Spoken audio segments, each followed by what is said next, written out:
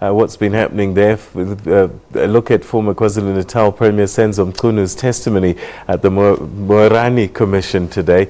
We're now joined on the line by Dr. Dale McKinley from the Right to Know campaign. Thanks very much for joining us and welcome to the program. Thank you, Peter.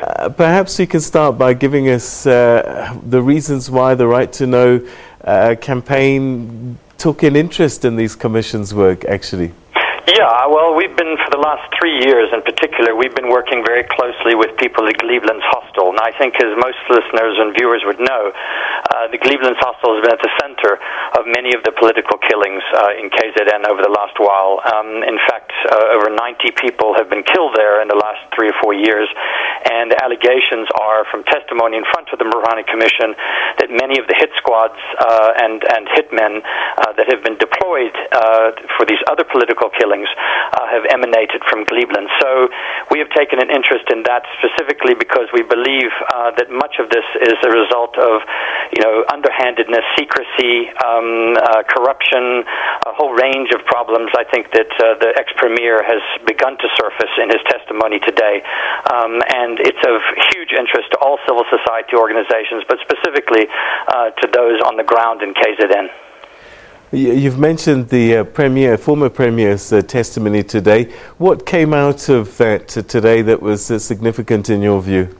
What was significant is, I think it was the first public admission by a senior ANC leader, even if he is the ex-premier, that the ANC must take responsibility. This is something that many civil society organizations have been saying, that this factionalism has been fueling these political killings, and it has gotten out of control completely. It is something that is beyond, I think, the pale. And I think the ex-premier has put his finger on the target, which is that the factionalism, the greed, the positions at the branch level, the buying of votes for councilorships and so forth and so on, is at the heart of this.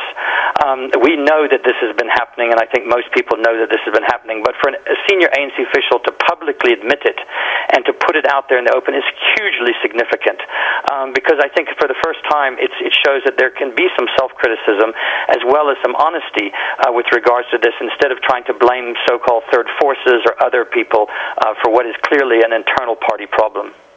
Internal party problem. So, we also, I guess some people might say that is he not playing politics, given that he's on the other side of a political battle?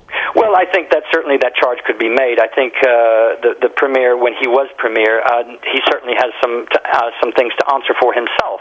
So yes, you could say that there's certain the timing of this might be questioned by some. But the fact of the matter is whether or not it's him or anybody else at this point, people are dying, and something needs to be done. And if a politician, for whatever reasons he might personally have, is willing to come out and it can have a positive impact, in other words, can force the police, can force our investigative and law enforcement agencies to begin to track down those that are responsible. And I think we're beginning to see some action on the part, the police minister visiting Cleveland's recently, and this becoming a political issue that is taken up. If that can contribute to that and we can stop the killings, then that can be a positive development. He did criticize the police, though, for what he said was a lack of urgency. We're seeing the police minister saying the right things. Do you think that they are on top of it, or they're just beginning to grapple with the size of the task at hand? I think they're just beginning to start to grapple with it. I think that the police in KZN, particularly around the Cleveland's Hostel, are seriously compromised. And in fact, the testimony that was given by some in front of the Moerane Commission alleged that they are implicated themselves in supplying weapons and other things like that. So we see a problem with police that are compromised as a result of being involved in tenders and in politics with ANC officials. And that means it needs to be cleaned out. I think our police minister is very good on talking to the media and saying the right things, but we need to see action. We need to see people held responsible, and the good first step is that just last week one of the hitmen was sentenced to life in prison for one of the killings, and that's the very first conviction in 4 years. So if we can begin to repeat that and the police can begin to be cleaned out and do their jobs, not just in KZN, but I think across the country, then I think we're heading in a positive direction. What do you think needs to be done? Because the civilians know who's doing the killing. I mean, you know, you can't kill nearly 100 people and nobody knows anything.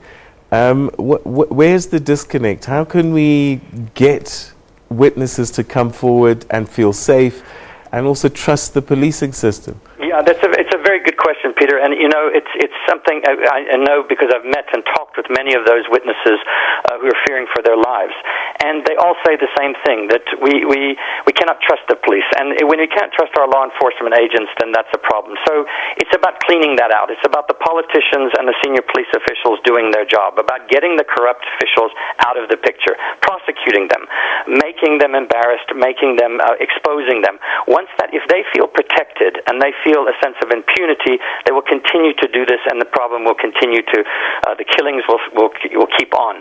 So I think it's really in this case, it's the politicians and the police and our law enforcement agencies, and in that case, the public needs to put increasing amounts of pressure. I think some of the things that have been happening, some of the positive developments, is the result of many people being courageous and brave and coming forward. We need to make those mechanisms work. The witness protection programs need to be completely revamped so that people can feel safe if they come and do the right thing, as opposed to feeling afraid for their lives and being punished. So I think this is a larger problem than KZN, but KZN is it's sort of the front line of this, and if we can deal with it there, then I think that in the rest of the country where there are similar but even if less intensive problems, they can follow. So if we agree that this is politically charged, that it's internal political fighting, and that the statistics point to a huge problem, do you think that this is something that perhaps needs a presidential hand, even a deputy president, to get involved in this? Well, yes, under normal circumstances, I would say absolutely. Unfortunately, what we have seen is when the president has appointed commissions of inquiry, oftentimes those commissions of inquiry do not shed further light on the situation. They take up huge amounts of taxpayers' money and time, and they come out with very little, and few people are held accountable. What I think needs to happen is an independent commission with presidential blessing. If the vice president is courageous enough to step out of the fray and say that this needs to be done, he should do so. We've got to, I mean, imagine, I was just saying to some people in Cleveland, imagine if 100 people over the last 3 years had died in Sandton, for example, had been killed.